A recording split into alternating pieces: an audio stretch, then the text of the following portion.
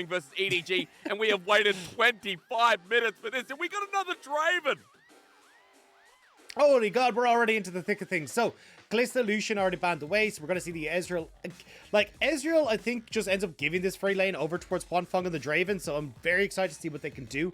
JJ having the good side of the counter matchup, though, with the Lee Sin means that, like, if you can actually set up for, like, strong lanes coming through from Scout, or the ability to try and, like, work with this Lee Sin, maybe we actually just get a ton of pressure from EDG up towards this top side. Especially if you're looking towards something like, I don't know, like a Camille and like a Twisted Fate or something for EDG. That could set up super nice here for them to try and play like some sort of split push side lane game. If you missed it before the break, we were talking up Flandre and the skill that came through in the first series. Again, Flandre impressing us, and we're really hoping for that same Flandre to come through here in this second series. Against Weibo Gaming, they're going to bring out the Brom Ezreal though, Dagda, and Viper and Mako. A pretty solid 2v2 to try and defend themselves against Draven from Huanfeng and on. Yeah, so definitely I'm kind of seeing where both these teams are going, right? EDG, Silas banned, Galio probably going to be banned. They're looking for that Twisted Fate pickup, right? And I think when you're looking at Weibo, the Vladimir ban signals to me that they're probably looking to see if they can get this Kayle again for the Shy and just kind of go for the uber late game in the top side.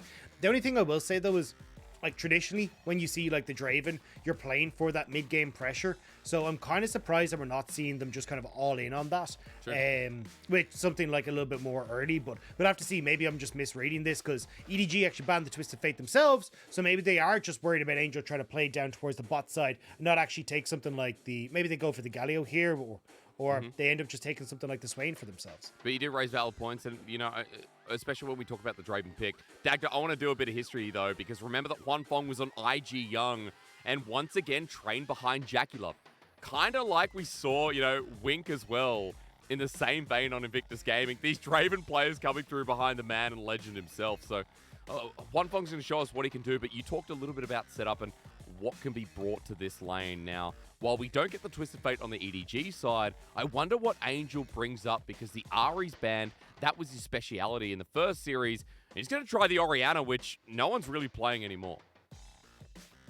Yeah, I think it can still work well at getting control over the mid lane against Swain. Swain, like, really struggles against people that can have that full push. Okay. And there we go. It's going to be the Kayle. I wasn't sure if, like, maybe we get a complete left turn and they go in towards a tank. Like, a Scion could actually be really cool here for Weibo. But instead, they are just going to stick back to the Kayle. And the Shy, notably as well, has been playing the AD version of the Kayle. Yes. So we'll have to see if he's going to go for the same plan here. No matter what the build, like what the team's doing, right? They needed AP in their last game, and the Shy built AD anyway. So kind of fun to see, but he's going up against the Jace, and Flandre is as good as he is on this pick. So I was right to get excited about the top side, Dagda, but where do you want to start here? Because these drafts are kind of mesmerizing for Game 1. Yeah, I think for EDG, it's definitely going to be trying to play at range with the Jace and the Ezreal, right? Like, if you can try and keep Weibo at bay, just poke them down, you're going to be in a good spot. And you're kind of trying to see if you can avoid a hook from On and the follow-up engage from Angel. And when you've got something like the Brom here, it's going to be kind of easy to try and help you play at that stage. And if Weibo ever do get in on top of them, that's where we'll see Scout kind of pop off with the Swain. But on the upside for Weibo, you just have great late game scaling coming through from the Kayle, but the rest of the comp can do really, really well in team fights if they're able to close that gap. And before I was saying as well, you know, just touching on the Orianna pick, Scout who's been the only person to play this in the split so far. So second time being played, going up against the man who's only done it. I'm curious to see how Angel goes, Dagda, because again, we see a Draven down at the bottom lane. And we know that if Draven gets ahead early, Draven does Draven things. In the last game we saw, it was early adoration, but it was a pretty stable game. It wasn't really about Wink. This time around, I'm wondering if Weibo Gaming actually play towards the bottom side and set up Huanfeng and On, who have been the shining lights, especially in some of those laning phases. Yeah, and I think that's the best way for them to try and play this, right? I think Angel should have full control over the mid lane, kind of set up a little bit easier for them to try and play down towards the spot side. But again, that's kind of been the big crux of the issues with Weibo, right? Is that we haven't really seen them go for a lot of these set plays. We're talking about at the start of the day. So I think this is going to be a big test to see how well Weibo can try and help Huanfeng set up on this bottom lane. Well, it may only be Monday, Dagda, but as we head into Summoner's Rift for the third time here tonight for our second series, as the Dragon, Jesus!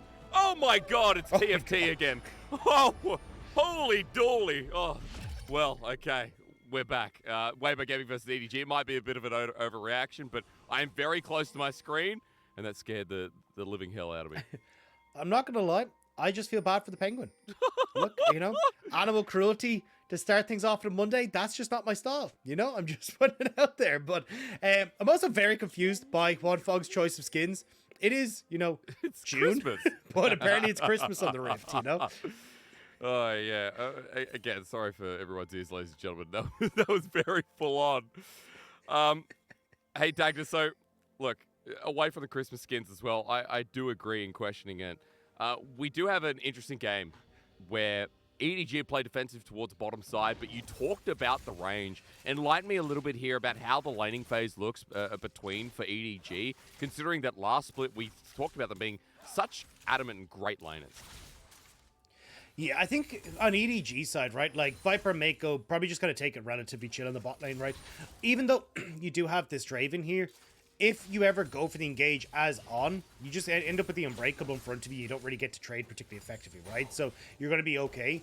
It's going to be the top lane that I'm keeping my eyes on, because I think if JJ can try and help support Flandre, especially these early levels, to push in, try and put some pressure onto the Shy, maybe even try and set up some ganks up there as well, that's going to be where maybe EDG can try and open up this game. Okay. But I feel like Weibo, honestly, as long as they can get the push from Angel, then lean into bot side, they should be relatively okay. Well, they've hit level 2 first, and that's a great dredge line to set it up. Exhaust used early by Mako, and half HP heal stand. So a nice little setup, using their advantage, Dagda, and already a good start here for Funfong and on.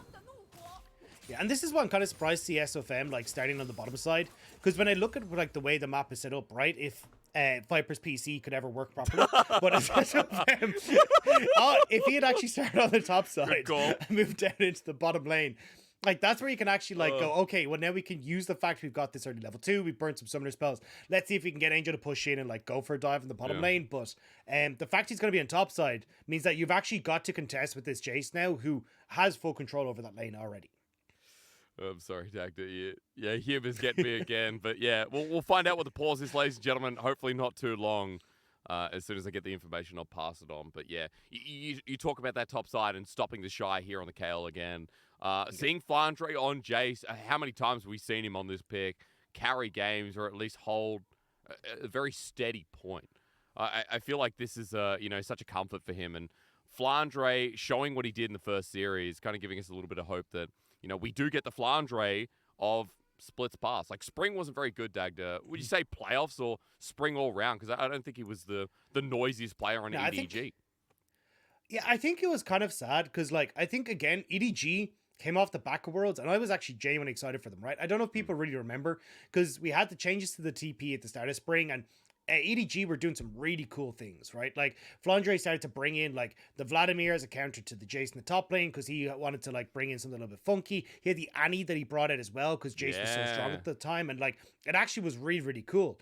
And even the way that they started to play around the TPs was like, oh, well, we're actually going to go for, like, lane ganks. So you'd have, like, the Annie TP to mid lane, belt down mid lane, and get this, like, big CC off and kill the mid laner. It's like, this is really cool and really innovative, and especially when you're looking at a team that's just off the back of Worlds, I didn't think they would have that innovation because they're kind of playing catch-up. But as the 2-3 weeks rolled on, that's really where we started to see the pains coming in. Flandre just wasn't having the same kind of control that you would expect in the top lane.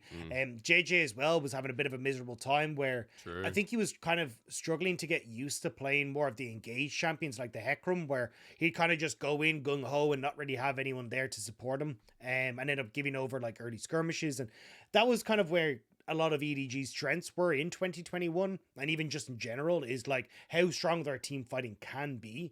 But when you're misplaying them super early from the get-go, it just meant that they had an uphill battle the entire time. So I think for EDG, it's just been a case of like the slow decline over the whole course of Spring, and we're hoping maybe they can bring it back for summer. But at least starting off with a win is a good sign. But we'll have to see if they can kind of keep it going in this series as well. Yeah, again, consistency we talked about. Just a quick interjection. Mako is the one who reported an in-game issue. They are investigating to find out what the issue is. I'll let you know if anything changes. So we are just waiting on Mako. The bottom lane of EDG is struggling a little bit today with issues. But Dagda, coming back quickly, like, JJ started out Spring Split so well, and then it was a downhill battle, uphill battle. It was downhill. He rolled downhill. So it was kind of unfortunate considering that JJ was, was he World Finals MVP or was that Scout? Yeah, JJ was, yeah. Was right. he? Yeah. Was he? Or was it Scout? Was it Scout? Have I got my... Was it Scott? I could be wrong. Let me double check. Oh, man. Dude, the memory, when you're an LPL caster, and this goes, shout out to any of the fans that watch 7 days a week. You are beyond homies. You are beyond people who, deserve credit. When you look at LPL like 7 days a week, or at least, 5, 6, and you revisit, everything blurs in together. I still think the Shy plays Silas top, and that was like 2019.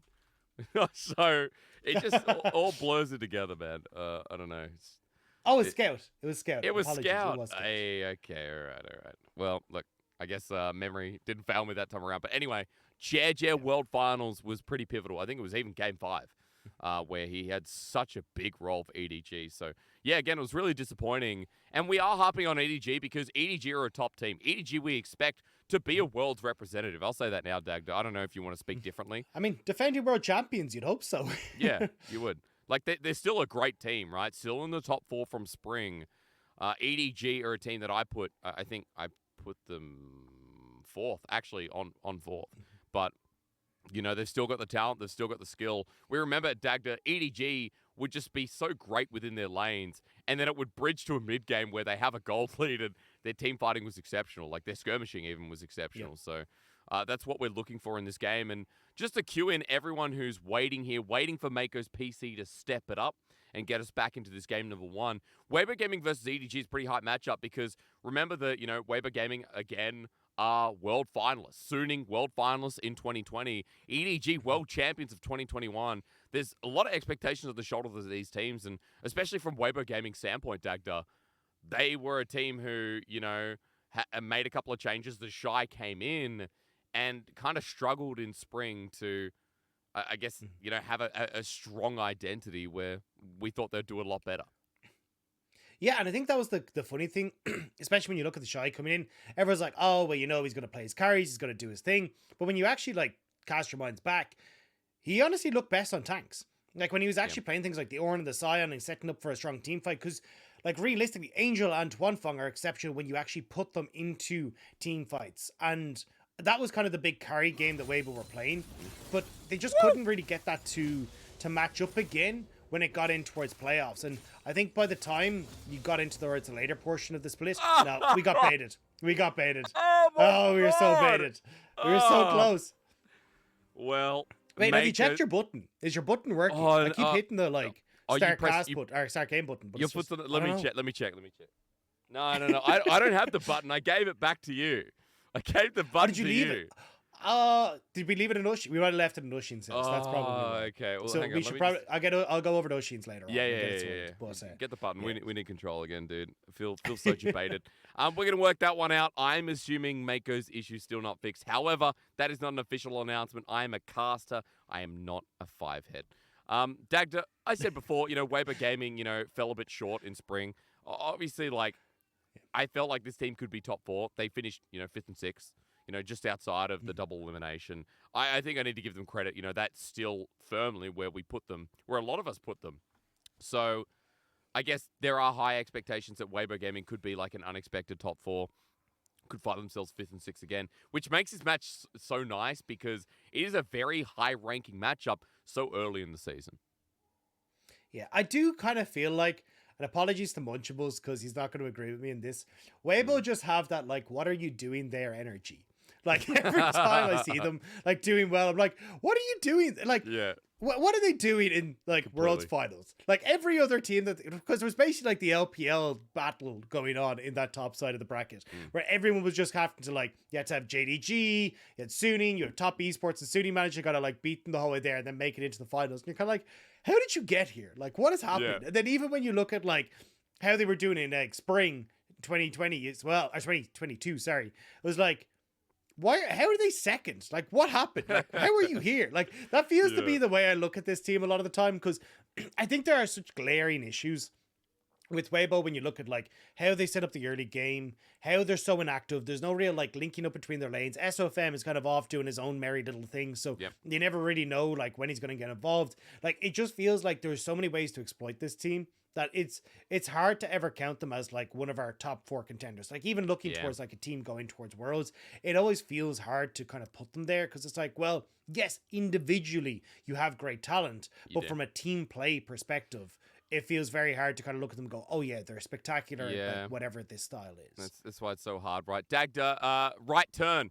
I'm going to do an arcane quiz, right? And you're going to answer these questions for me. Okay. Now, what arcane character are you? Ladies and gentlemen, play along at home if you'd like and see which one are you. What is your preferred method? I thought this was a quiz on how knowledgeable I was about arcane. I'm like, I don't remember this stupid show at all. Stupid I was show. like, oh, okay. Well, sorry. This great show. I mean, don't dock my pay. I'm very sorry. No fine here. Oh my God. Look, I'm not gonna lie. So I did enjoy Arcane, but I got like very tired very quickly of the, hey, this is Jigs from Arcane. They have more Arcane champions on their team. I was like, yeah. You're lucky I'm still doing this for you. All right, question 1 out of 18. Oh my God, it started. Thank God. Okay, I don't have to do this. Honestly, I think you're a bit of a Vi with that attitude. Ladies and gentlemen, we apologize for the delay. It was Mako's issue that caused the delay. We're going to get action straight away. We've come back in at 3 minutes 20, and Flandre has absolutely no HP from the Shy, and he wants to go for the 1v1, even with JJ in range. Now, he's still melee, remember, and Flandre is going to have to respect that, but Dagda, we're so out of context. Where do you want to start? Yeah, I'm not really sure what's happened in this top lane. Like, Flandre, like, very, very low on the top side of the map, which I'm kind of surprised at. And I thought JJ would be able to get up there faster, but SFM managing to kind of intercept JJ en route, so they can't really get much damage onto the Shy. So at least now you're kind of seeing, all right, SFM is resetting, going back bot, but JJ actually looks like he might be thinking of a sneaky lane gank. Yeah, moving in that direction. Hey, Huanfeng and On waiting for the wave 2, being very patient. Now, up in that top side, as we saw the trading come across, remember that Flandre burnt the TP to get back into the lane. The Shy has the wave crashing against him, but a teleport still at the ready. So he'll be able to go back with Flandre quickly pushing this in. It's a cannon wave, but the Shy shouldn't be too long. Dagda, remember before, as the Shy's back is cancelled, we were talking a lot about how EDG could potentially disrupt this top lane and get up there. Right now, JJ's all the way on the other side of the map, and there's some really good defensive warding from Weibo Gaming to make sure the Shy just gets through the laning phase. Yeah, and I actually was kind of surprised to see how well Weibo were kind of able to subdue that from EDG. I think now, especially with the ward kind of spotting out where JJ is, this is where it gets a little bit more interesting. Even Angel, as we talked about, having push in mid, looks like SOFM wants to see if he can get into the face of JJ, but he's going to just kind of let himself get spotted, which I'm surprised at. I think he could have like hid himself off for a while and see if he could match JJ across the map. The Shy just getting auto-attacked to death by Flandre in the meanwhile. Camera can't help but pan up because the man almost dies. But this time, finally, it looks like he'll be able to teleport back. SOFM invading, though, Dagda, and you're right. He was spotted out. So, as the smite comes through, as the Shy decides not to back at the end, it looks like Weibo Gaming will remain controlled up in this top side. And because of SOFM, the Shy feels, I guess, a little bit safer. I'm not going to lie. I wish that I could trust someone the way the Shy trusts this durability patch. Because the fact that he's willing to just blind pick Kale all the time and is sitting under terror on that health, I don't have that trust in anything. But apparently the Shy is totally alright with just being like, yeah, I'm fine. He picks up his boots, manages to TP back into lane as well, and Flandre is going to trudge his way back up. And I mean, it means that the Shy, honestly, kind of bypassing a lot of this strong early game from Flandre, because he's now got armor, and he's also about to hit the level 6, so he gets the range into his kit as well. I mean, dude, he's really not that far down in CS. What was it, 4, 3, 5 maybe? So against the Jace, so far so good. The Shy will be ranged in next level as well. And I'm so glad you pointed out the Ninja Tabi, right? What are they called? Plated steel caps now. Living in the past. But, against the serrated Dirk here, doing something as the Shy now becomes a ranged champion. And SOFM continues to hover up. Got Scuttle Crab up at the top side as well. Safety continues. And JJ can't get much done, but yeah, Viper taking a bit of a chunk here while Bot continues to have a good time. Yeah, and that's all you kind of need here. Like, yes, you're going to end up falling behind in CS because of how aggressive Weibo spot lane is, but As long as you're able to kind of keep in touching distance and not actually fall too far behind, you're going to be pretty good. SOFM now again trying to use this presence in the mid lane from Angel to see if he can bait onto JJ and keep being a menace here. Being really aggressive, gets it. Level 6 as well, that means he has the Heartbreaker available. Angel over the wall with a Shockwave, but with that also comes Scout, who has himself the Demonic Ascension. He backs away, he got what he came for, and Dagda, his lead in the jungle is absolutely massive as well. Good sidestep from the Shy while we watch topside, but you know what that means? He gets blue and he starts the Dragon and SOFM with a great start to game 1. And this, actually, good trading here from the Shy, but yeah, this is where you can actually see how you can, like, combat a presence from a jungler, not by playing to the lane that you expect EDG to play towards, right? So, like, in theory, JJ wants to try and play towards topside, but the fact that you're basically playing off of strong bot lane and strong mid lane for SFM to get in, steal camps, put JJ behind, and now makes it so much more difficult for JJ to actually impact topside, because he basically has to go in a coin flip of going, right, well, do I take the definitive route of I can succeed by farming, or do I try and flip the game on going for this play in the top side, or risk falling further behind?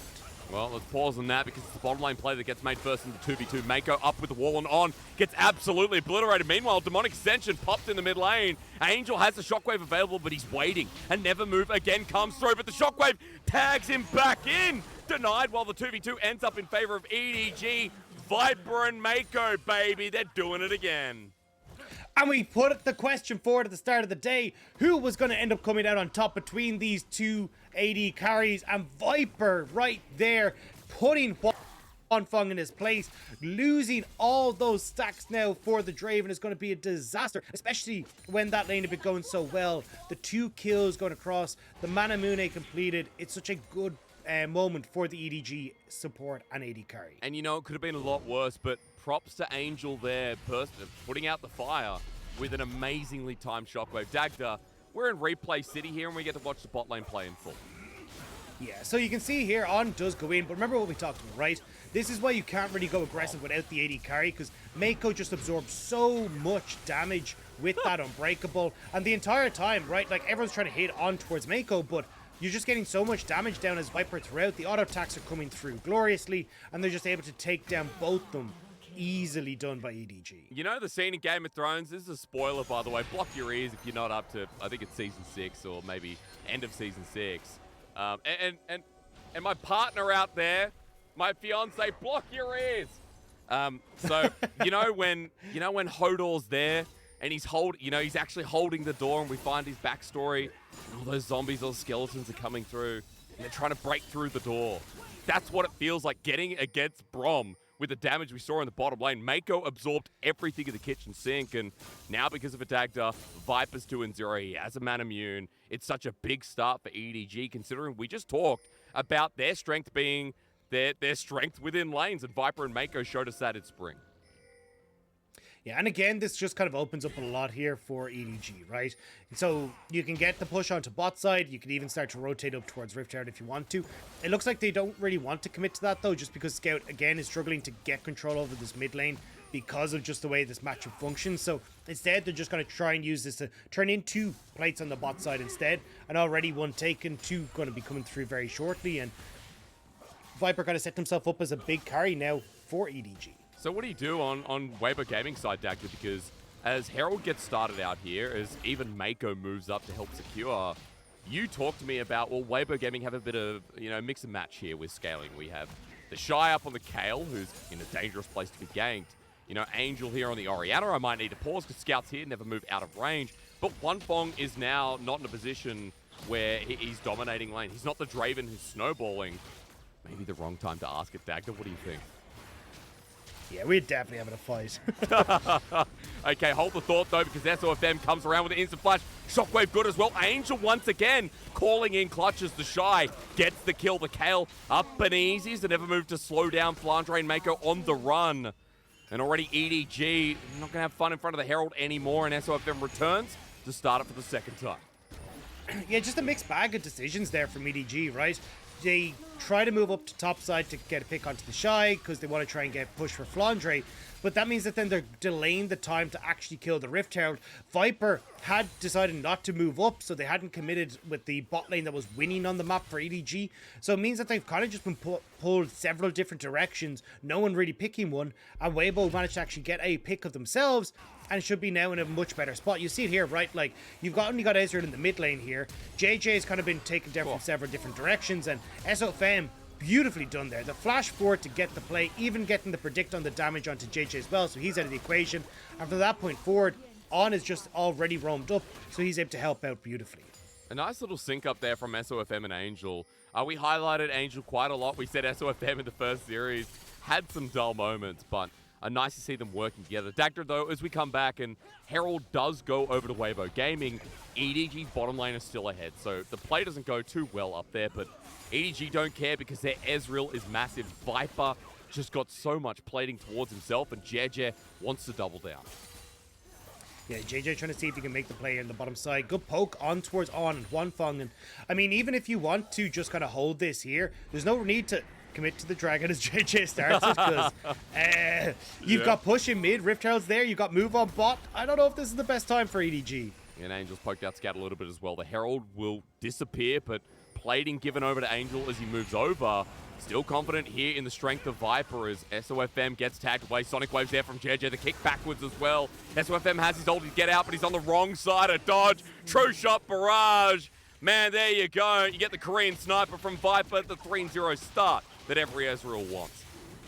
Nice play from JJ to get the kick as well, and Weibo just not quite able to get the sync that they needed to actually try and find that pick, and it means now EDG get one. Shy getting some good damage onto Flandre, but realistically, like, the Rift Herald did get some gold in the mid lane for Angel, so that'd be nice at least for the Orianna, but it's been responded with massively by Viper, who's now sitting 3-0, 3 turret plates as well, a 300 gold bounty for himself. Like, EDG's bot laner is so strong at the moment. So, Dagda, I need to ask again because, you know, Viper's still massive. And even though the Shire got the kill before, EDG is starting to push ahead in gold. It's close to 2,000, but if I did math properly, I'd tell you it's probably closer to 1,500. I want you to tell me what happens if Weibo Gaming fall behind because, yeah, the scaling's in different areas, and the Draven's not in a position where he's massive yet. Yeah, I think you still got like decent late game scaling here on Weibo's side just because of the Shy, right? But the thing is, you have to find ways to enable the Shy and even enable the Viego in this composition as well. Okay. If On can find good hooks, you're in a good spot. But my biggest worry is, right, like, think about if you end up trying to, like, walk in head first into EDG. Mako just pops himself up with the shield in front. You've got Flandre and Viper able to disengage through the back. And then you end up with the Glacial Fissure as well to stop any real follow-up from Weibo. So you have to be super smart here as On about how you actually start these fights off and who you're managing to get that engage on. Okay, well, I like the discussion that we can have over the course of the game. Now, the Shy is going AP as everyone rejoices for this time around. Change from the AD is caught out as Scout. SOFM moves on up here, but look, the whole of Weibo Gaming here flash away from the Heartbreaker, and SOFM threatens to get a kill. You can see as well, they've just opened up the top side. The Shy stays in the lane, and even Huanfeng moving towards mid. Weibo Gaming put the pressure on, while Viper's left behind in bot lane. Yeah, trading bot tower for mid turret. EDG have Viper in the way. They may actually be looking to see if they can make a fight here, but On is just helping at the Shy. So realistically, EDG haven't really been able to get the control that they want of, despite the fact that Viper is huge. So I think the big thing that you're gonna have to wait and see now is, like, as this game goes on, the Shy continues to scale. He's level 11. Like, the Shy is just gonna be able to take over in this side lane against Flandre. And that's where you're going to have to see if EDG can continue to force these big objective fights where maybe they can win out with how large Viper is. But this game isn't, like, completely over at all for Weibo. No, it's not. And Dagda, let's go back to Scout for a second. That is a Rylai's first. So, what do you think? How do you feel about it? I actually don't mind it. I think it does really well, especially for, like, what EDG want from Scout, right? Like, Scout is basically going to play that bruiser front line where as people are trying to jump in onto the back line, he goes forward. The right is going to slow. And as well, like, we see this a lot when you're going to go for the Imperial Mandate, which is with the Kindle gem picked up, chances are what we're going to see second here from Scout. It means that then you end up getting like a ton of procs of the Imperial Mandate, and Lyric was actually talking about a lot in his casts, and I think Ox brought up as well, was just like, when you have a team that you can trust to actually focus the people that have the Imperial Mandate procs, you can do so much work and get so much damage off of that item. Nice little touch-up. Thanks for that. So we'll see as well. But for the Shy, he's caught out here. Divine Judgment going to come through. Jeje puts him against the wall. True Shot Barrage helping out. He's not dead yet, thanks to a bit of durability, but eventually he goes down with the help of Flandre. Caught out in the side lane, the biggest one for EDG. Weibo Gaming come too late. Wait, hang on. Depth charge. Okay, they want to find this. Mako caught in the middle, though. He flashes away, but he ain't tanking up, and Wanfeng finally gets to cash in. Turns from bad to pretty okay for Weibo Gaming. I mean, it's a great play for Weibo, the fact that they're able to turn around, but I don't really get why EDG are, like, playing away from where Viper is, right? Like, this guy is absolutely huge at the moment. 2 items already completed. And if you try to play around the Ezreal, that's where your main source of damage is going to be, and you can actually find success. But they keep trying to make plays onto side lanes, onto, like, Flandre, who isn't really set up that well. Same when you look towards Scout, who's been caught out, and it just doesn't really work. So, especially when you're looking at, like, Kayle here, Kayle is so good at buying so much time in these fights. So even though they get the Shy down, when EDG overextend then on the follow-up, Weibo are able to get one back as Wanfeng just roams down with no real pressure in the mid lane that Weibo have to worry about. Depth charge used on, just walked past him again. Another clean play here from the support of Weibo Gaming. We talked a lot about him and how he was going, Dagda, because honestly, On has just been beautiful to watch so far this split. Yeah, he's really come a long way, even over the course of the last few years, and especially in that play there, right? Like, smart engage, and it means that you now, I don't know if you saw it, an 828 gold because the adoration stacks from Wanfeng went over to this Draven. So 2 items now fully completed for the Draven. He's kind of backfiring at all cylinders, so you've actually got to be very careful as EDG. Now, they do have position here on the Dragon because SOFM went towards Rift Herald, so at least it'll be something for them, but when you get in towards these team fights, you still have to be careful that Wanfeng will churn out damage. Yeah, I mean, again, look, 2-item Draven there. It might be a 3-0 Ezreal, but I'm glad you spotted the gold, Dagda, because that's so significant here in the grand scheme. EDG and Weibo Gaming game number 1 as well, they're even in gold. And it's worth noting as well, with 45 seconds until the Dragon, as a good never move comes through from Scout. Great combo as the Demonic Ascension is up and going. Angel's ready for the taking, as it might be Rylo's first, but Angel knows he can't move anymore. Scout close to the solo kill. A big move for the mid lane of EDG as Viper comes rolling down, but Angel's already gone. Yeah, the dissonance given the speed up there, just about to get away from that, but that should net them the top lane turret. They got multiple members up here, although as I say that, Weibo trying to mount a defense, but I mean, at least getting members of Weibo off the map means that EDG should be able to set up nicely with their vision control on this top side. Yes, I'm interested to see Dagda because they're hovering around for now. It's Baron in about 15 seconds, but we're not watching FPX of Spring here. Watching EDG, Weibo Gaming. And what we know about these teams, Dagda, is, you know, EDG through lanes, through the consistency we saw in Spring, they were quite a force, but you've talked a lot about team fighting for Weibo Gaming, and especially in Spring, how clean they were. And we even saw that again. Late game is key for this team, just with how they play with their dynamic. Yeah, and I still expect them to be absolute monsters when it comes to that as well. Like, Wanfeng, again, brilliant AD carry. You got Angel, who really has stepped up as a big carry for Weibo as well. And on things like the Orianna, where these shockwaves are key, you're going to have to be very careful on as EDG that you're not getting someone like Angel flanking on the side and managing to find these moments. Well, SOFM going to do exactly that in reverse. EDG getting flashed on. It's onto Flandre. Depth charge in the top lane. He goes sky high with Mako having to run back. Weibo Gaming pull a couple of buttons, but get no reward for EDG.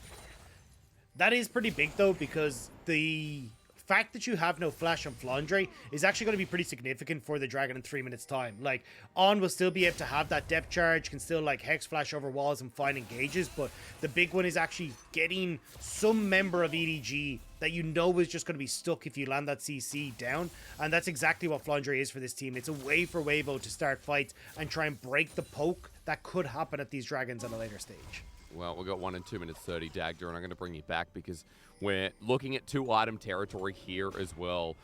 Viper getting towards his third. Of course, he's the one that's fed. The Shy now has the crown of the Shattered Queen, in short, Crowny, as we've called it. And, you know, a 2-item to Shy. And look at the clock. Do you see that? He's 13 out of 16 as well. So he's hitting levels pretty hard. And the game at a state where it continues to be pretty much even as well. We always know the Kale win condition can come through at any time. We know that Kale, one of the best scalers in the game, it's going to be a big threat for EDG to deal with, especially as we start getting towards the 4th, 5th Dragon Dagda ever so soon.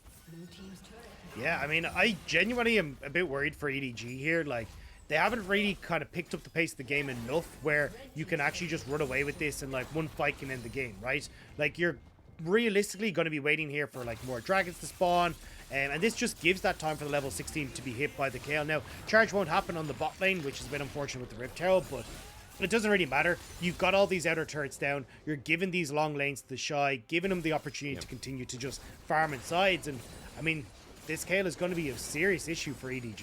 So do you mind, Dagda, if I ask you a little bit about the crown? Because let's be real, the Shy is the Shy, right? He's got this identity that he's a bit of a Chad. He's a funny guy. He's someone who he's just not the same as everyone else. Now, Crown here with the Nashes coming through, I find interesting because Dagda, when we've seen AP Kale, it's been Riftmaker.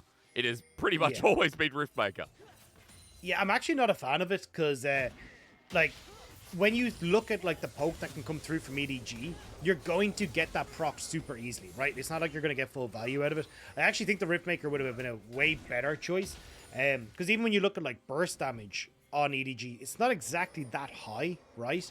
So I think definitely this was a game for Riftmaker, and I'm not actually the biggest fan of the crown here. I just don't see how you're going to get full value out of it. I guess scared of Viper, maybe scared of Flandre, and hoping to survive the burst here from the Ezreal and the Jace. But Dagda, I guess we get to see it in action in 20 seconds because we begin. Baron up sitting there, and Scuttle secured by Weibo Gaming just to give them a bit of vision control. But as they move up towards it, as Dragon spawns, they're like, hey, we do have vision control. We're going to threaten this for now as the True Shot Barrage comes through.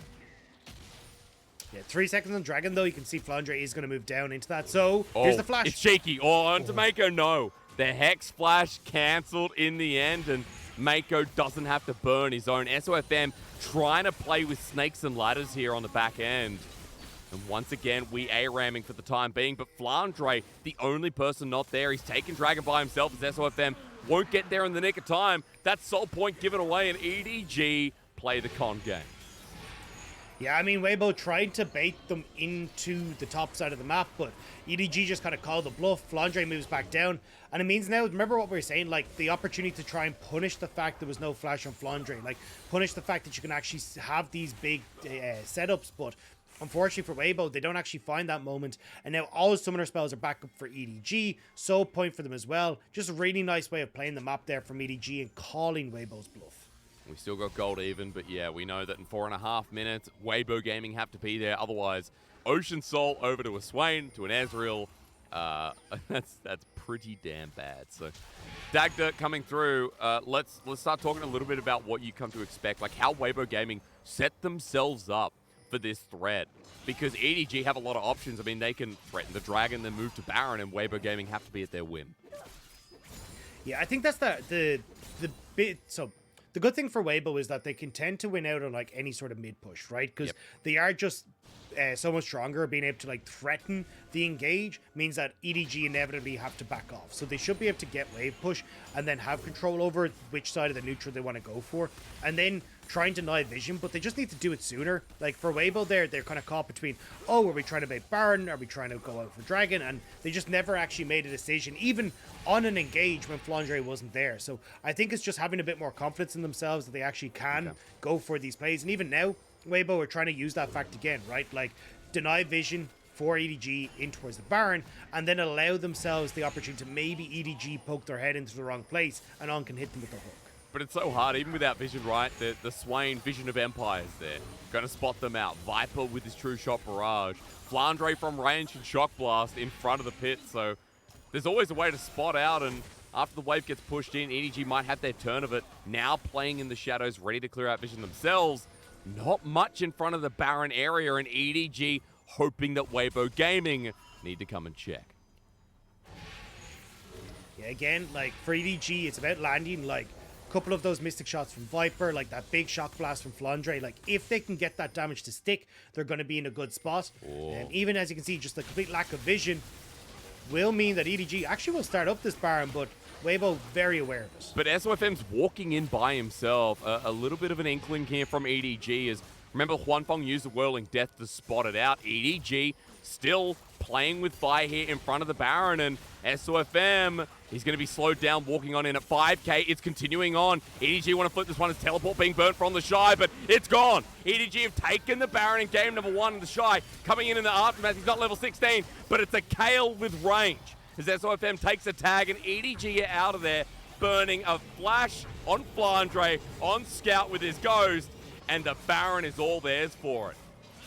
And that's one of the things EDG's composition does so well, is disengage. With the ultimate coming in from the Braum, Scout having the flash and the Ghost as well to get away, even the kick from JJ if it's necessary, EDG managing to get the objective, and now they can just group up and look to try and like siege down with this Baron buff. So really nice play from EDG. It's a shame. The Shy now gets level 16, by the way, guys, so... Ruh-roh. better late than never, I don't know, Dagda, but yeah, away with murder. And we're not even going to guess who done it. EDG have a minute 15 until that Ocean Soul comes up as well. And we're going to be on 4-item Ezra. We're going to be on 3-item Jace too. Feels like EDG have so much power at this point, Dagda. And, you know, Weibo Gaming, you were criticizing them for their indecision. You know, once again, it hindered them in this first game. And now it's going to make it even harder for them to try and defend this dragon, right? Because we said, hey, look, maybe you can try and brute force your way into mid-priority. Well, definitely not going to be the case with the Baron now in favor of EDG. They just get to stand there and watch the minions die. So EDG now feeling brave. I mean, Viper ease over the wall, and the damage just hurts so much onto SOFM, who has a bit of extra HP. So you can see that Viper has just been strong all game long and continues to dish out the damage. Now for EDG, that Dragon, 30 seconds time, Huanfeng getting priority in the bot side. While they're trying to get positioning down the bottom side of River Dagda, what do you want to see for Weibo to try and find this? I mean, you need a good engage coming through from SOFM or on, and you see SOFM trying to hide out in the shadows to get that engage, let the Shy tear through. He's at 3 items. Like, this KO will hurt. It's just about getting him into the fight. But JJ's walked into melee range. Hang on a minute. He's walked into the Shy. Flashes away with SOFM waiting. Why did he do that as Viper? Arcane shifts towards trouble. It's a good never move from Scout as he pulls out the Demonic Ascension, but Weibo Gaming, they're split too. The Shy by himself, the Divine Judgment coming through SOFM, sending him backwards. The Shy alive for now, but they're all piling on. EDG, why? JJ gets completely caught out, and that was all they needed. Weibo needed to close the gap, and EDG just gave it to them. And now, Weibo get to push up mid. The minions are there. They can do a lot of damage here, Asterix. Running in front of a Kale. Dagda just don't know what's happening. Weibo Gaming with 5 members strong, and even with the Baron from JJ, they're tearing through the minions. One fell swoop, and EDG fall down. It might not be the end of the game here, but the inhibitor's broken over. The Ocean Dragon ripe for the taking, and Weibo Gaming given a lifeline in this first game. That Baron buff ended at nearly a negative 4,000 gold for EDG. Weibo decimating them in the team fight. Now they get the dragon as well. And look at the gold. It swung firmly in favor of Weibo. And we'll see it here. JJ, like, he's trying to just spot out where SOFM is, but having absolutely zero vision on where anyone else is. The Shy has a ton of burst damage. We said already, level 16, 3 items. This Kayla is going to do so much work. And now you're just fighting 4 versus 5. And, I mean, what do you even do here? The Shy is tearing you asunder. Riley's as well, slowing everyone as he finds his fights. I'm just trying to look here, Dagda, because, yeah, again, you know, kind of surprised by EDG, but I'm just watching this play out, and one after the other, like lambs to the slaughter, trying to recover the play, and the Shy kites it out quite nicely. So there you go. Crown doubters, I guess. The Shy made it work. That's what the crown was for. It all makes sense. Yeah, it's actually just because it's like, you know, you drop this king, when the Shy ends up making the unbelievable play. But JJ again. Here we go again. I mean, JJ, what's going on? He goes golden, but he's buying time. On might be low, but it won't matter if the jungler's dead. The flash forward from SOFM, but he's kicked backwards. It's one jungler after the other making the mistake as Viper flashes on in onto Angel with the shock blast. Flandre chasing up. Viper and Flandre recovering the play, and Weibo Gaming are sent all the way back to their base. Mako flashing forward. The shock blast from Flandre. This game ain't done yet. Oh, it's EDG throwing the game, and Weibo throw it right back at them. Now they can actually start to move in. You got Scout as well off on the sides, just trying to make sure they can stay here to pressure in towards the base as well. This should be the inhibitor now for EDG, with death timer still not up. The Shy sticking around. Crown is now down. The Rylai's helping out, slowing them down. Level 17, but we're already past that point as Viper's damage is something to be scared of. He again hits like a truck, and EDG have done the same damage that Weibo Gaming did only moments ago. Dagda, both mid inhibitors are down, and I don't know what to say about this game because it's 6-6, and gold is once again near even. Yeah, I mean, look, it's been a little bit of a back and forth, a bit messy, but you can see here, right, like, again, it's a great engage from On. It's like this guy stepping up once more for Weibo, but the biggest problem here is, like, the Shy isn't really in position to follow up. JJ manages to go golden, and SOFM, like, way too far forward. Great reactions from JJ to, like, kick him into the team so he can get the follow-up. And from that point forward, all the engage tools have been used from Weibo. So EDG just gets a free fire at them as Weibo struggled to get in range. I mean, it was really nice here. Again, the poke we talked about, or Dagda rather you did, in draft, the range EDG used so well here, and there it is. Once more, Viper hurts so much. Angel's at half HP, Baron's up. And with those quick chunks, I mean, it makes it so much harder for Weibo Gaming. Yeah, the Shy is only resetting from bot lane. He still has to TP into the play as well. I mean, this could be gone. At 5k, 4k, look at this. TP finally comes through at 3, burning it down, but EDG let it reset. Weibo Gaming are the ones with lower health bars, and another True Shot Rush flies through. SOFM looking for a steal on the back end, but EDG are still playing with fire. They know as On flashes on in for the engage. Depth charge onto Viper. They need to kill the Ezreal, but SOFM not in just yet. The Shy hitting away. He's huge as well, but EDG stand tall as SOFM didn't make the play, Dagda. Yeah, SOFM needed to. No flash on Viper. That was your moment. Weibo were waiting perfectly until On's flash was up, but SOFM won't commit. And look at the poke come through. Weibo Gaming are trying to run away. The Shy now frontlining in front of EDG. Weibo Gaming again. Hesitancy kills the cat as Scout running forward. He knows that this game's now in the bag. The Swain taking care of business, and EDG will not go quietly into that night. Oh, it was so close. Weibo could have had that fight, but now EDG falling back towards this Baron. And with 40 seconds until the Dragon as well, they can clear this, reset, and get there to contest the Soul as well. Look at Scout already having reset to make sure that he can get there in time. It's going to be so hard. I mean, SOFM are hoping for a steal, and yet the Baron taken once again. EDG, even though the gold hasn't extended Dagda, it feels like a firm grasp, right? It feels like EDG are at that point where, yeah, Weibo Gaming need a miracle engage. We haven't seen a huge shockwave come through. We haven't seen an insane SOFM ult or flank like we could have in that last fight. It's unfortunate, but hey, props to EDG for sticking in there. Because now with 10 seconds until Dragon, they are poised to strike and get that soul and look towards finally ending the game. Yeah, I mean, automatic mid push on out of the equation as well. He has no flash, only the Hex flash available, but I mean, this Dragon isn't even going to stick around long, and suddenly this becomes so much more difficult now for Weibo as well, because having that little bit of regen, having the opportunity here for EDG to make sure that they can like keep themselves topped up, means that if you don't find that correct engage, then Weibo just end up falling to the extra regen that EDG are going to have. Again, the poke going to be massive, Dagda, and Scout when he gets into the thick of it as well. That Ocean Soul's going to be very heavily felt as Turret down in the bottom lane. That's going to be the next charge. The Shy's moving in by foot because he burnt the TP in the previous play. Scout now here as well. All 5 members committing to the bottom lane push, Dagda, and I'm struggling to see how Weibo Gaming are going to defend against this Baron buff when the range keeps firing at him. Yeah, I mean, the siege is obnoxious. The double Canyon minions there as well. Oh. Like, the amount of damage and poke is just perfect here for EDG. SOFM doesn't realize, I don't think, that he's been spotted as he stands outside his base, but... Woo! Okay, heading forward. I mean, the Shy is, again, a mini fridge. You know, the bar fridge that uses a lot of energy, but still keeps things cold.